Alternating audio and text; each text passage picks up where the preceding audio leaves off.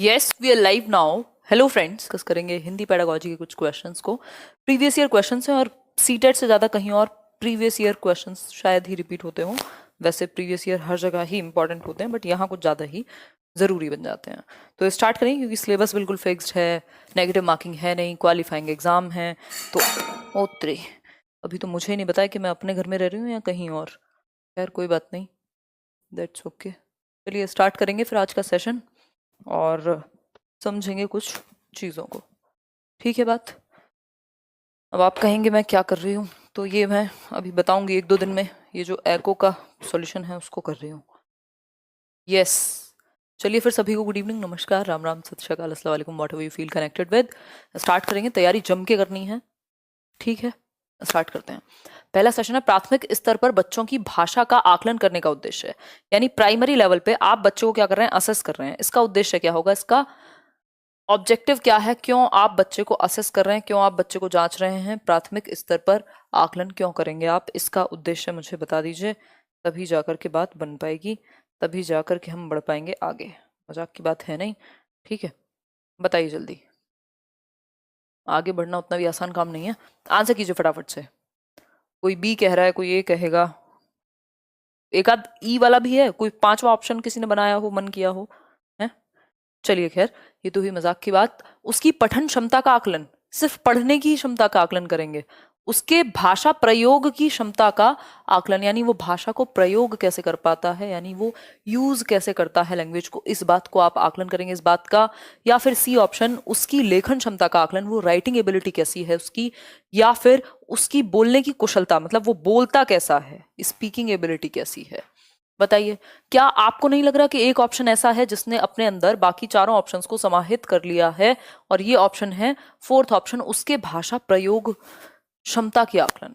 यानी उसकी जो एबिलिटी है लैंग्वेज को यूज करने की, चाहे वो किसी भी सिचुएशन में हो, चाहे वो आपकी क्या कहें इसको, लिखने की क्षमता हो, चाहे फिर वो बोलने की क्षमता हो, चाहे वो सुनने की क्षमता हो, ओवरऑल भाषा प्रयोग, हर स्थिति में सारी चीजें यहीं आ जाएंगी। यानी बी ऑप्शन से बेहतर ऑप्शन हमारे पास अवेलेबल नहीं है, हम ये अभी तक कह सकते हैं। आगे बढ़ेंगे इसी बात पर। क्वेश्चन नंबर 107 पर दो सेट करेंगे, मतलब 30 क्वेश्चंस कुछ। इनमें से कौन सा भाषा आकलन में सबसे कम प्रभावी तरीका है, यानी लीस्ट इंपॉर्टेंट, सबसे कम प्रभावी तरीका किसमें, भाषा आकलन में। बताइए फटाफट से कौन सा है। 360p पर भी अच्छा चल रहा है, अच्छा धन्यवाद। आंसर कीजिए बहुत तेजी के साथ। सेकंड का डी कह रहे हैं आप, सबसे कम यानी लीस्ट इंपॉर्टेंट। जब आप आकलन कर रहे हैं बच्चे की भाषा का, तो हम कहेंगे श्रुतलेख। श्रुतलेख क्या है, डिक्टेशन जिसको हम इंग्लिश में बोलते हैं, उर्दू में इमला बोल सकते हैं। कि आप बच्चे को बोलते हैं कोई शब्द, कोई कहानी, कुछ लाइंस, और वो लिखता जाता है, और जहां गलती होती है आप बाद में चेक करके उसको कर देते हैं ठीक। दैट मीन्स कि ये तो लिखने से संबंधित है, सिर्फ सिर्फ लेखन की क्षमता के लिए तो सही है। स्पेलिंग मिस्टेक्स, वर्तनी की अशुद्धि को दूर करने के लिए ये बात तो सही है। लेकिन अगर मैं बात करूं, बाकी चीजें इससे बेहतर हैं। जब कहानी कहेगा बच्चा, तो उसका खुद का थॉट, यानी वो सोचेगा, उसकी जो सोच है, उसकी जो विचार हैं, वो बाहर निकलेंगे, तो ये ज्यादा बेहतर तरीका हुआ। बच्चे की अभिव्यक्ति बाहर आएगी, कहानी लिखने में भी उसकी खुद की अभिव्यक्ति बाहर आएगी, और घटना का वर्णन करने में भी उसकी भाषा के प्रयोग का पता लगेगा कि वो भाषा को कैसे प्रयोग कर पाता है। लेकिन श्रुत लेख में उसके भाषा का कोई प्रयोग नहीं है। आपने जो शब्द उसको कहे उसने एज इट इज लिख दिए, इसको हम बहुत अच्छा नहीं मानेंगे। अगर यहाँ वर्तनी की अशुद्धि लिखा होता है, यानी स्पेलिंग मिस्टेक, तब तो हम इसके साथ चले जाते हैं। ठीक है बात, आगे बढ़ जाएंगे नेक्स्ट क्वेश्चन पे। 108 क्वेश्चन देखिए। आकलन की प्रक्रिया में केवल बच्चे की क्षमताओं का आकलन नहीं होता, बल्कि शिक्षक की शिक्षण प्रक्रिया का भी आकलन होता है। मतलब जब आप टेस्ट कर रहे हैं, जब आप बच्चे को असेस कर रहे हैं, तो आप सिर्फ बच्चे को असेस नहीं कर रहे हैं, आप उस बच्चे को पढ़ाए गए जो टीचर हैं, जिसने उसको पढ़ाया है बच्चे को, उसके मेथड को भी आप टेस्ट कर रहे हैं कहीं ना कहीं। वो कितना प्रभावी साबित हुआ ये भी पता लगेगा। तो ये बात कितनी सही है, आप ये हमें बता दीजिए, तभी जाकर के हम आगे बढ़ेंगे। इस बात को हम कह सकते हैं कि ये पूर्णतः सही है भाई, इसमें कोई भी दिक्कत वाली परेशानी कुछ भी है नहीं। ये हिंदी पेडागोजी है, तो इंग्लिश में कहां से बनाऊं भाई, पेपर में ऐसे ही आएगा ये। ठीक, 109 क्वेश्चन, 109 पर चलेंगे। 109 देखिए एक बार, 109 देखिए। क्वेश्चन नंबर 109 कहता है देखिए 109 को देखिए, क्या हो जाता है पता नहीं, अपनी मर्जी से चलते रहते हैं ये चीजें भी। रीमा ने तीसरी कक्षा में पढ़ने वाली रितिका की भाषा क्षमता, भाषा निष्पादन संबंधी क्रमिक प्रगति का ब्यौरा उसके अभिभावक को दिया। रीमा कौन है? टीचर है, ठीक है। तीसरी कक्षा में पढ़ने वाली रितिका का जो ब्यौरा है, कैसा ब्यौरा? उसकी लैंग्वेज एबिलिटी कितनी है, लैंग्वेज में परफॉर्म कैसा करती है, क्रमिक प्रगति यानी प्रोग्रेसिव अचीवमेंट्स जो हैं ये एक फाइल में तैयार की जाती हैं, जिस फाइल को हम पोर्टफोलियो कहते हैं, ठीक है। क्योंकि सिर्फ एक चीज नहीं है, कोई जस्ट ऑब्जर्वेशन नहीं है, उसकी परफॉर्मेंस कैसी है, उसकी एबिलिटी कैसी है, इस बात का एकदम प्रोग्रेसिव रिपोर्ट, एकदम क्रमिक सीक्वेंशियल। जब ये वर्ड आ जाए तो हम कहेंगे कहानी पोर्टफोलियो की तरफ जा रही है, ठीक है। जांच सूची में भी लिमिटेड पॉइंट्स होते हैं, बट पोर्टफोलियो में पूरा कच्चा चिट्ठा होता है, हम ये कह सकते हैं, ठीक है। बात यहाँ तक की होपफुली ये बात आपको क्लियर हो गई होगी। क्या खेल चल रहा है बताओ? होपफुली ये बात हो गई होगी क्लियर। और इसी बात पे हम चलेंगे अपने नेक्स्ट क्वेश्चन की तरफ। और नेक्स्ट क्वेश्चन क्या कहता है ये भी देख ही लेते हैं। Question number 110। क्वेश्चन नंबर 110 कहता है पहली कक्षा में डैश भी लिखना के अंतर्गत आता है। यानी पहली कक्षा में कौन सी एक चीज है जिसको हम लिखने के अंतर्गत ही मानेंगे कि ये लेखन का ही हिस्सा है? बताइए फटाफट से, आंसर कीजिए जल्दी से। आप कह रहे हैं चित्र बनाना, मतलब वो जो स्क्रिबलिंग टाइप्स करता है बच्चा, जो ड्राइंग भी है वो भी लिखने का ही हिस्सा है। पहली कक्षा में कौन सा बच्चा है जिसे वाक्य लिखने आते होंगे, है ना? सबसे हम ये कह सकते हैं कि चित्र बनाना भी लेखन क्षमता में ही आएगा, ठीक है बात, लेखन क्षमता में ही आएगा चित्र बनाना। आगे बढ़ेंगे हम इसी बात पे। नेक्स्ट क्वेश्चन देखिए 111। प्राथमिक स्तर पर पढ़ना सीखने में सबसे कम महत्वपूर्ण है। यानी प्राइमरी लेवल पे आप क्या सीख रहे हैं? पढ़ना सीख रहे हैं। इस क्वेश्चन में बड़ी कंफ्यूजन रहती है सबको कि पढ़ना सीखने के लिए सबसे कम महत्वपूर्ण क्या है, अनुमान लगाना हुआ, संदर्भानुसार अर्थ निकालना है, अक्षरों की पहचान है, या पढ़ने का उद्देश्य है। सबसे कम महत्वपूर्ण फटाफट से बताओ, तब जाकर के हम बढ़ेंगे आगे। जल्दी बताओ, सबसे कम महत्वपूर्ण बताइए। 11th का डी कह रहा है कोई?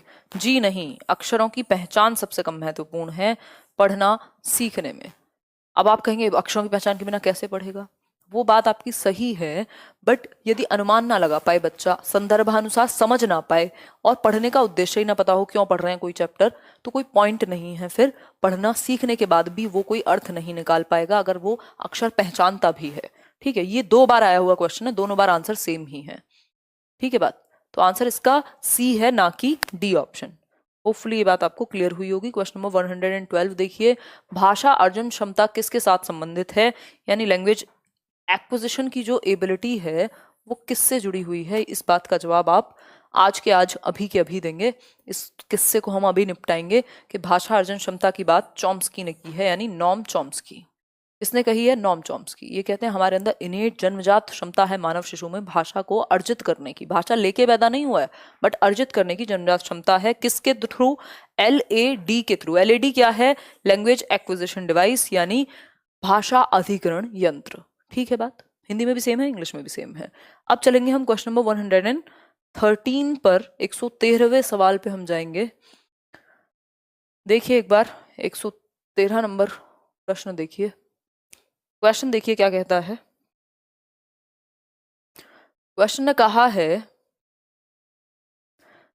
है प्राथमिक स्तर पर भाषा सीखने के संबंध में कौन सा संसाधन सर्वाधिक महत्वपूर्ण है? मतलब आप प्राइमरी लेवल पर लैंग्वेज को सीख रहे हैं, कौन सी एक चीज सबसे ज्यादा इंपॉर्टेंट रोल प्ले करेगी? कौन सा एक जो क्या कहेंगे हम इसको, संसाधन, टीचिंग लर्निंग मटेरियल कौन सा सबसे ज्यादा प्रभावी कहलाएगा? आंसर कीजिए बहुत ही जल्दी से, बताइए आंसर कीजिए।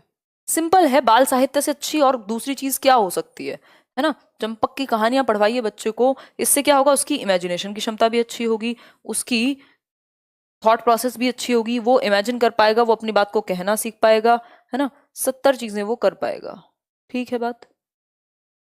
खैर देखिए एक बार, समाचार पत्र, टेलीविजन, ये सब बाद में आते हैं जब बच्चे का इंटरेस्ट बन चुका हो। अब चलेंगे नेक्स्ट क्वेश्चन पर, क्वेश्चन नंबर 14 पर बच्चे अपनी मातृभाषा का प्रयोग करते हुए हिंदी भाषा की कक्षा में अपनी बात कहते हैं, यानी अपनी मदर टंग का वो यूज कर रहे हैं और हिंदी की कक्षा में अपनी मदर टंग का इस्तेमाल करके अपनी बात को कह रहे हैं। क्लियर नहीं दिख रहा? किसे नहीं दिख रहा ये क्लियर? रुको 1 मिनट, यहाँ से तो सभी कुछ क्लियर है? अभी कल परसों में ये प्रॉब्लम्स आपकी सारी सॉल्व हो जाएंगी, ये क्वालिटी बिल्कुल पहले जैसी हो जाएगी, दिक्कत वाली बात ही नहीं है।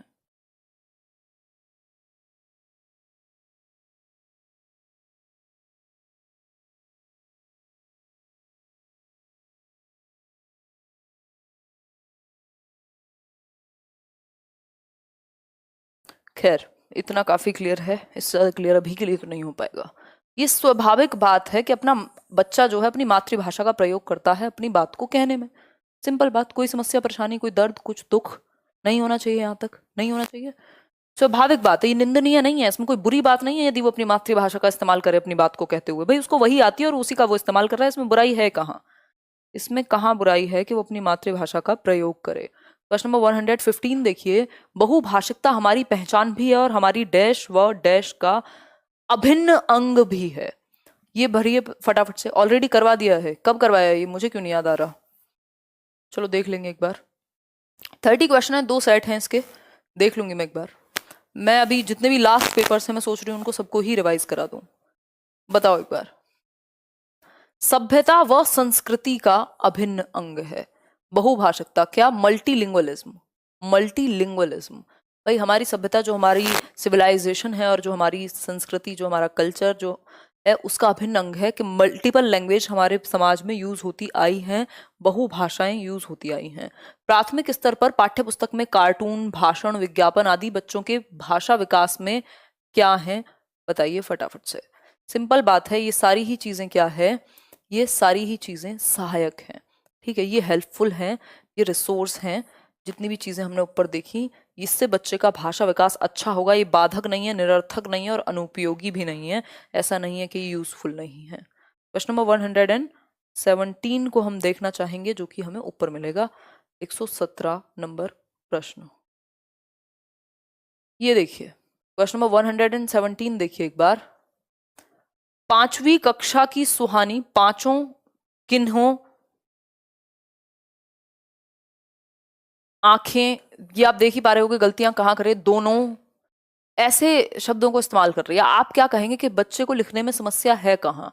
बताइए एक बार, जवाब दीजिए कि बच्चे को लिखने में प्रॉब्लम कहाँ पर है, ये बताइए, फटाफट आंसर कीजिए। 17 का डी कह रहा है कोई, वह अनुनासिक चिन्हों के नियम का अति सामान्यीकरण कहती है। देखो अति सामान्यीकरण जिसको ओवर जनरलाइजेशन कहते हैं अंग्रेजी में, ये बिल्कुल सच्ची समस्या है। जब भी बच्चा अपनी मदर टंग से दूसरी भाषा सीखता है तो उसे समस्या आती है। कैसी? जैसे कई बच्चों को आपने देखा होगा ईडी लगा देते हैं, जहां पे नहीं भी है गो के साथ भी ईडी लगा देंगे, गोड बना देंगे इसको। इसका मतलब क्या है? कोई रूल उसने सीखा उस भाषा में, मतलब रूल क्या है? अनुनासिक चिन्ह उसने सीखा कि ये जो चंद्र बिंदु है इसको हम अनुनासिक चिन्ह कहते हैं। अब इसका उसने अति सामान्यीकरण कर लिया, मतलब लगभग हर जगह जहां पे भी थोड़ा बहुत कंफ्यूजन है वो यूज कर लेती है। तो ये गलती है, ओवर जनरलाइजेशन है, और अनुस्वार वो होता है जो अंक की बिंदी होती है। ठीक है, बात इतनी बात क्लियर है? होपफुली ये बात आपको बिल्कुल क्लियर होगी। ठीक है, आगे बढ़ेंगे नेक्स्ट क्वेश्चन पे। क्वेश्चन नंबर 118, विद्यालय में भाषा शिक्षण के लिए कोई कार्यक्रम शुरू करते समय सबसे महत्वपूर्ण क्या है? मतलब आप बच्चों की लैंग्वेज को अच्छा करने के लिए कोई कार्यक्रम शुरू कर रहे हैं तो सबसे बेहतर या सबसे महत्वपूर्ण जो तरीका है, जो वे है, वो कौन सा होगा? ये बताने का आप कष्ट करेंगे अभी के अभी। आंसर कीजिए, बताइए। 108 का बी, बच्चे की सहज भाषाई क्षमता। देखो ये बहुत महत्वपूर्ण है। सहज का मतलब है जो नेचुरल एबिलिटी है, जो सहजता से उसके अंदर से आ रही है, ये बनावटी नहीं होगा।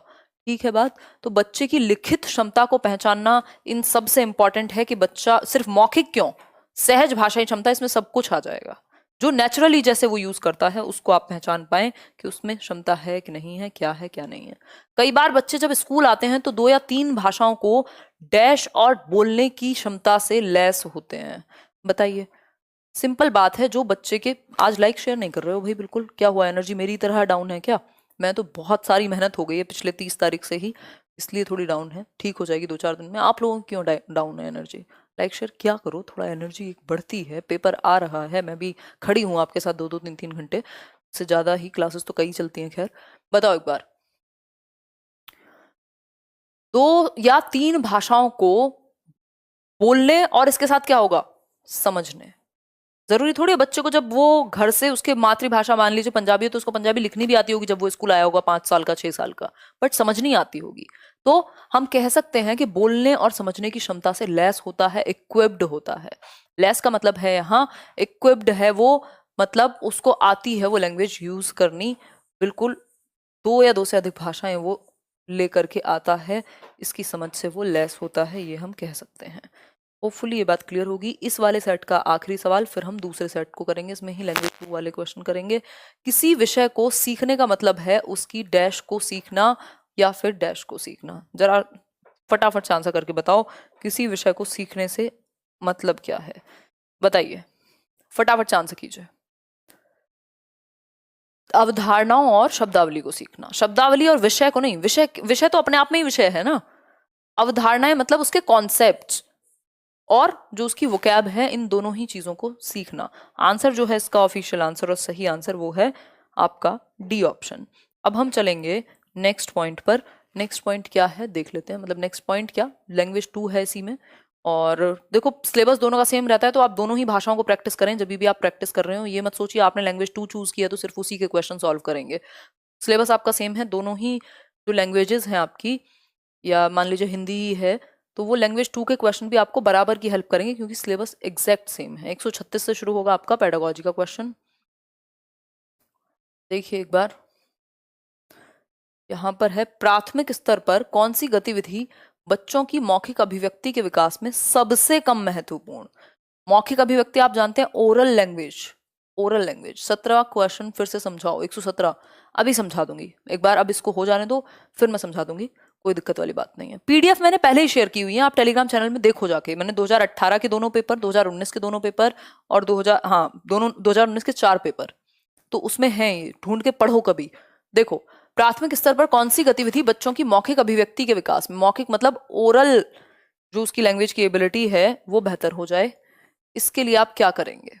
घटना वर्णन सबसे अच्छा होगा, सबसे कम महत्वपूर्ण पूछा है इसमें भी, लीस्ट। आजकल ये नया तरीका हो गया क्वेश्चन पूछने का, नोट लगा देगा, सबसे कम कह देगा, इसके अलावा लिख देगा, और आप जल्दीबाजी में मिस कर जाते हैं, जैसे मैं भी अभी सबसे कम नहीं देखा था, है ना। घटना का वर्णन करना तो अच्छी बात है क्योंकि बच्चे की स्वयं की अभिव्यक्ति लगेगी। कहानी को अपनी भाषा में कहना ये भी अच्छी बात है, बच्चे का अपना दिमाग, अपनी कल्पना शक्ति लगेगी, उसकी अपनी सोच लगेगी, अपने शब्द लगेंगे। चित्र दिखाकर कहानी कहलवाना, इसमें भी अगर आपने कोई चित्र दिखा दिया और कहा इसको एक्सप्लेन करो, अच्छा इसमें क्या हो रहा होगा बताओ, इस पिक्चर को देख के बताओ इसमें क्या कहानी चल रही होगी, इसमें भी बच्चे का दिमाग यूज होगा। लेकिन शब्दशः दोहराने में कोई दिमाग यूज नहीं होगा, इसमें सिर्फ रटंत विद्या यूज होगी, रटना होगा कि एज इट इज, जैसे टीचर ने बता दिया सेम शब्दों में आपने रट के बता दिया उसको। तो ये लीस्ट इंपॉर्टेंट है, सबसे कम महत्वपूर्ण है, ठीक है। ऐसे क्वेश्चंस को आप ध्यान से सॉल्व करेंगे, नहीं तो बेकार में नंबर चला जाएगा। क्वेश्चन नंबर 137 देखिए, मुहावरे और लोकोक्तियों के प्रयोग के संदर्भ में कौन सा कथन उचित है। अगर यहाँ अनुचित लिखा होता तो आंसर बदल जाता। मुहावरे और लोकोक्तियों के प्रयोग, मुहावरे ईडियम एंड फ्रेजेस हम कह सकते हैं।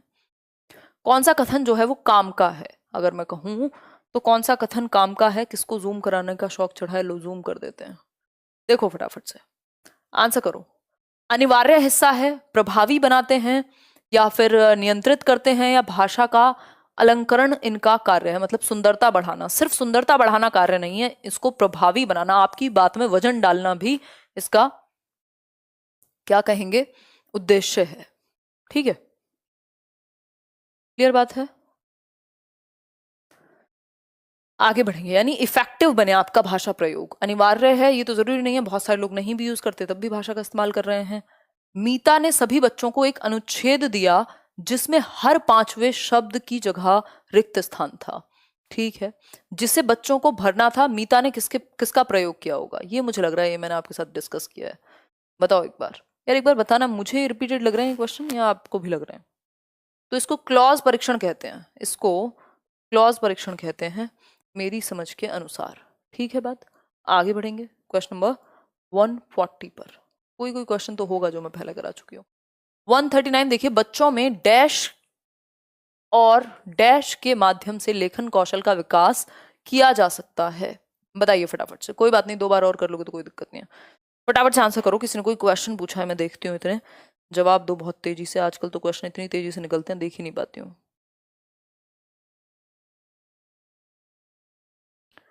वर्षा सिंह जी, अगर आपने, आप कह रही हैं मैं टेंस्ड हूँ, घर के काम बढ़ गए हैं जब से घर में नया बेबी आया है, आप ये कह रहे हो ना? अगर आपने पहले से तैयारी की है तो साल भर का समय था, तो फिर तो थोड़ा थोड़ा भी पढ़ोगे तब भी वो दिमाग में आ जाएंगी चीजें, लेकिन पढ़ना जरूर पड़ेगा डेली, चाहे 1.5 घंटा निकालो, 2 घंटा निकालो। और अगर अभी जोर शोर से तैयारी करनी शुरू की थी तो फिर तो किसी ना किसी चीज को तो कॉम्प्रोमाइज करना पड़ेगा। किसी और व्यक्ति का सहारा लो, किसी रिश्तेदार का सहारा लो, मत लो। आप हस्बैंड वाइफ कोई भी आसपास के लोग हों, उनसे युद्ध करो, कहो कि समय मेरे लिए इंपॉर्टेंट है तो कुछ मदद करें, है ना?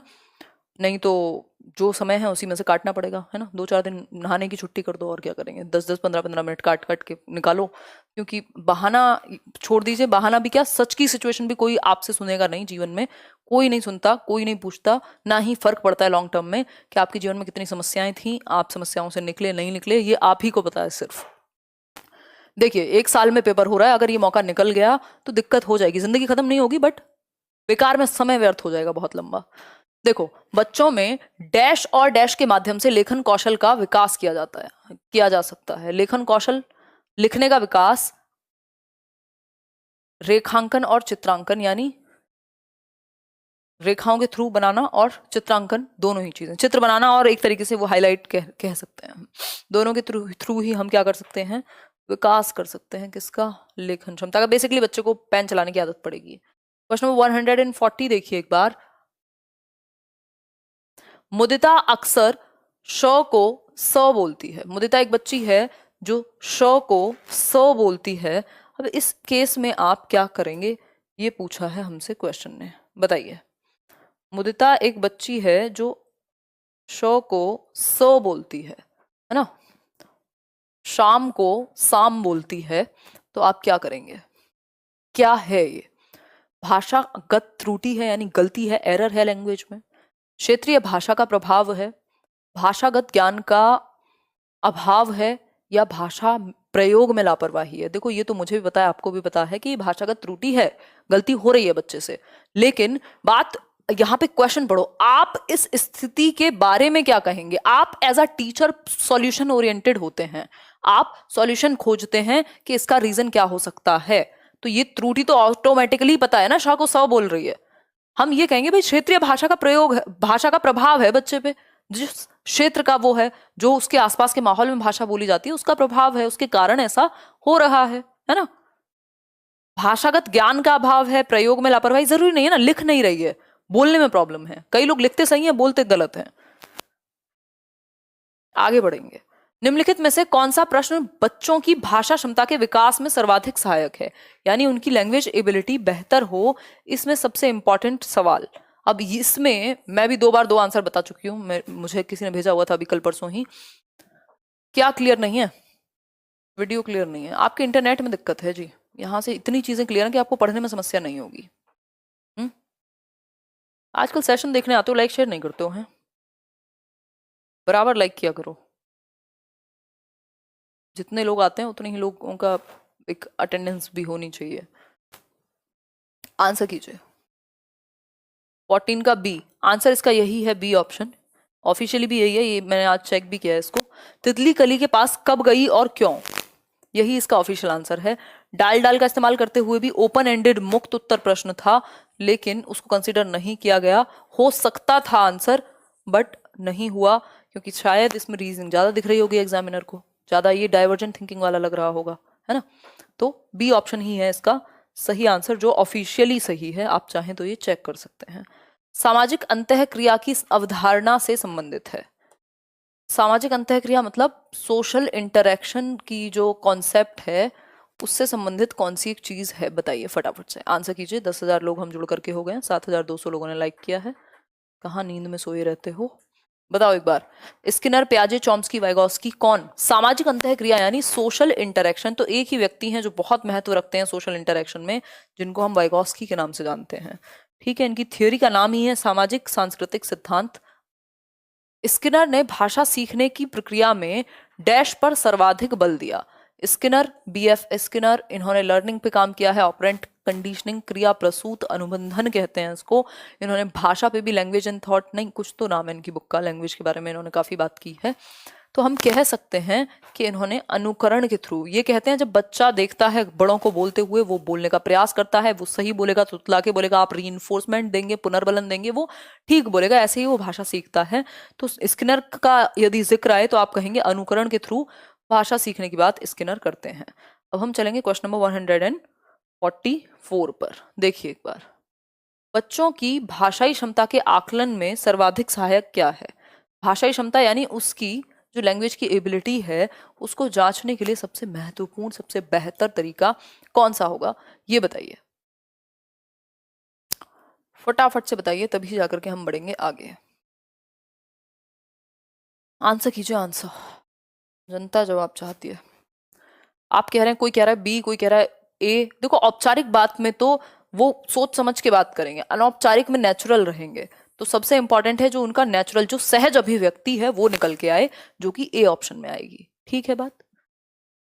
औपचारिक नहीं, सिर्फ काम करना नहीं, जो उनकी अनऑफिशियल या इनफॉर्मल जो लैंग्वेज है उसमें वो बात करें एक दूसरे को, और तब आप ऑब्जर्व करें तो पता लगेगा सच में उनकी भाषा को अभिव्यक्त करने की क्षमता कितनी बेहतर है, या और बेहतर कितनी हो सकती है। ठीक है बात? आगे बढ़ेंगे नेक्स्ट क्वेश्चन पे। नेक्स्ट क्वेश्चन देखिए 145। कौन सा प्रश्न कक्षा में बहुभाषिकता को पोषित करता है? बहुभाषिकता यानी मल्टीलिंग्वलिज्म। मल्टीलिंग्वलिज्म यानी एक कक्षा में कई भाषाएं बोलने वाले विद्यार्थी आपको मिलेंगे। और कौन सा एक प्रश्न है जो मल्टीलिंगुअलिज्म, जो बात है, ये कॉन्सेप्ट है, ये टॉपिक है, बिल्कुल फिक्स्ड है ये क्वेश्चन, इसको हिला नहीं सकता कोई।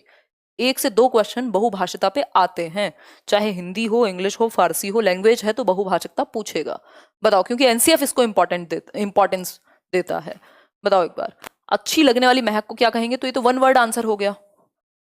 और किसी भी भाषा में आप दे सकते हैं। बुरी लगने वाली महक को क्या कहेंगे? फिर से 1 वर्ड आंसर हो गया।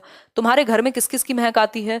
फिर से अपने अपनी भाषा में बता देंगे। लेकिन जब आपने कहा कि फूलों के नाम अपनी भाषा में लिखो, अपनी भाषा मतलब एक बच्चा है जो उसको पंजाबी आती है, उसने पंजाबी में बता दिया कि फूल को क्या कहते हैं। दूसरा बच्चा है जिसको गुजराती आती है, उसने गुजराती में बता दिया या लिख दिया। तो इससे क्या हो, बहुभाषिकता पोषित होगी, मल्टीपल लैंग्वेजेस को आप बढ़ावा देंगे क्लासरूम में, सबको ऐसा स्वीकार्य फील होगा अपनी अपनी भाषा को लेके कि टीचर ने हमारी भाषा को भी महत्व दिया।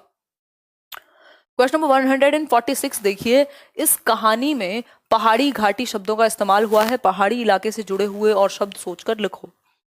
अभ्यास प्रश्न है, बताइए एक बार। पहाड़ी घाटी की अगर हम बात कर रहे हैं, मतलब ये अभ्यास प्रश्न किससे संबंधित है? भाई आपने कोई कहानी पढ़ी और उससे संबंधित पर्यायवाची शब्द लिखने को कहा गया है।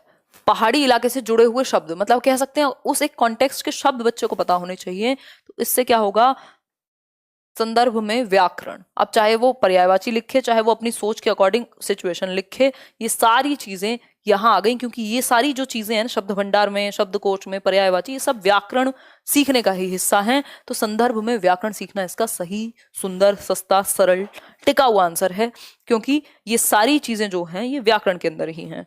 ठीक हो गई बात? कॉन्टेक्स्ट में देखो, संदर्भ में, संदर्भ और व्याकरण बिल्कुल सोने पे सुहागा हैं, ये दोनों शब्द एक साथ जुड़े हुए हैं, ये मान लीजिएगा। ठीक है, चेरी ऑन द केक है। चलिए क्वेश्चन नंबर 147 पे चलेंगे, रफ कार्य नहीं करेंगे क्योंकि गणित तो है नहीं।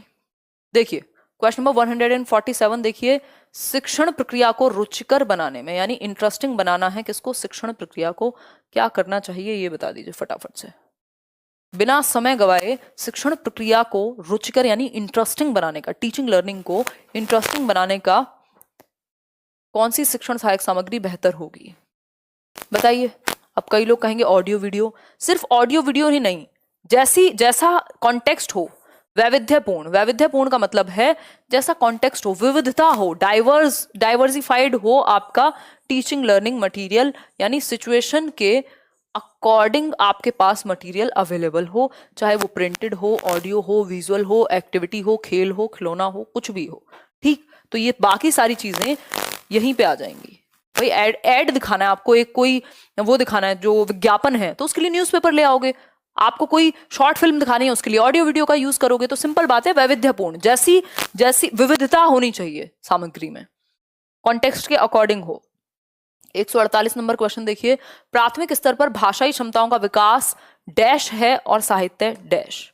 बताइए, यानी प्राइमरी लेवल पर भाषिक क्षमताओं का जो विकास है, भाषिक क्षमताएं समझते हैं आप, भाषाई क्षमताएं जो लैंग्वेज की एबिलिटी है बच्चे के अंदर, उसका विकास क्या है, साध्य है, साधन है। एक क्वेश्चन इस तरह का भी काफी आता है, थोड़ा सा फेरबदल करके, तो हम कहेंगे भाषाई क्षमताएं जो हैं वो साध्य हैं। साध्य का मतलब होता है, बट आंसर ये नहीं होगा क्योंकि उद्देश्य गलत है इसमें, है ना, ये नहीं होगा ना यहाँ पे, ये साध्य तक तो ठीक था भाई। ये जो है आपका भाषाई क्षमताएं, जो बच्चे की लैंग्वेज एबिलिटी है, वो क्या है, गोल है कि लैंग्वेज एबिलिटी ओवरऑल अच्छी हो, और साहित्य के माध्यम से अच्छी हो। तो साहित्य क्या बन गया, साधन बन गया, साहित्य बन गया साधन, क्योंकि साहित्य के थ्रू बच्चे की भाषा की क्षमता बेहतर होगी, कल वो खुद भी लिख पाएगा, खुद भी अपनी बात को कहना सीखेगा, इसलिए साहित्य हुआ साधन।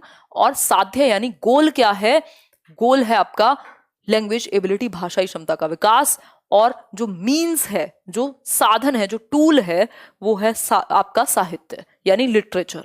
ठीक हो गई, लिटरेचर के माध्यम से आप बच्चे की भाषाई क्षमता बढ़ाएंगे, ये कह सकते हैं। क्वेश्चन नंबर 149 देखिए, प्राथमिक स्तर पर कौन सा भाषा शिक्षण का उद्देश्य नहीं है, यानी which one of the following is not the objective of teaching Hindi eight primary level.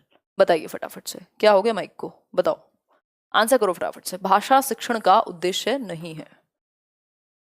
तार्किक पुष्टि, बिल्कुल सही बात है, लॉजिकली वो अपनी बात को रख पाए। दूसरी बात है भाषा का सृजनशील एवं कल्पनाशील प्रयोग, ये भी अच्छी बात है। रचनाओं के माध्यम से विभिन्न विषयों से जुड़ना, बिल्कुल सही बात है। भाषा संबंधी व्याकरण को पूर्णतः कंठस्थ करना, देखो रटना, कंठस्थ करने का मतलब है यहाँ रटना, एक तरीके से उसको बिल्कुल कहा नहीं जाता ऐसे घोट के पी लो, ये घोट के पी लो जो शब्द है, इसको पॉजिटिव नहीं मानेंगे हम पेडागोजी में। क्यों, क्योंकि आप सिर्फ याद कर रहे हैं, आपने कंठस्थ कर लिया नियमों को, आपको ये नहीं पता कि वो कहाँ से आए, उनको यूज कहाँ करना है, बस आपको रटे हुए हैं सारे नियम, आप फटाफट से बता देते हैं। ईवीएस बता देंगे, देखो लाल इमोजी कोई नहीं भेजेगा, जो लाल इमोजी भेजेगा उसकी बात को हम नहीं सुनेंगे, ठीक है। ईवीएस कराएंगे, शायद कल से ही कराऊं, है ना, करा दूंगी पूरा रिवीजन, मैं कई बार करा चुकी हूँ ईवीएस, पहले तो देखते नहीं हो, है नींद में जागते हो, जनवरी में पेपर है, जनवरी में जागते हो, देखो एक बार। बाकी सारी चीजें अच्छी हैं, तार्किक पुष्टि भी होगी, बहुत अच्छी बात है, लॉजिकली देख पाए। सृजनशीलता, क्रिएटिविटी और इमेजिनेशन आए, बिल्कुल सही है। विभिन्न माध्यम से बच्चा कह पाए, सही है, लेकिन ये गलत है, और हमसे गलत ही पूछा है क्योंकि नहीं पूछा है क्वेश्चन में। लास्ट सवाल आज का, क्वेश्चन नंबर 150, कक्षा में भाषा की डैश के प्रति डैश बनकर उसका उपयोग भाषा शिक्षण में करना चाहिए।